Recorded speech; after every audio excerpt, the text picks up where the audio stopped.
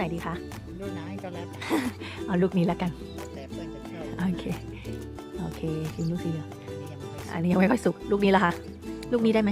นี่ก็ได้ ลูกนี้เนาะเดี๋ยวได้เลยค่ะชิมลูกนี้นะคะหวานแล้วเนี่ยหวานดูหวานค่ะขอชิม หวานเหมือน ขอชิมลูกสีแดงเทียบ อันนี้ลูกสีแดงเปิดมาชิมนี่ ค่ะโอ้โห นี่สวยกว่า อันนี้สวย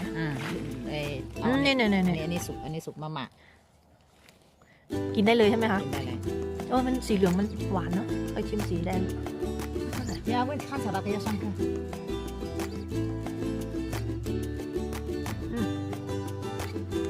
หวานหวานอ่ะ หวานใช่ไหม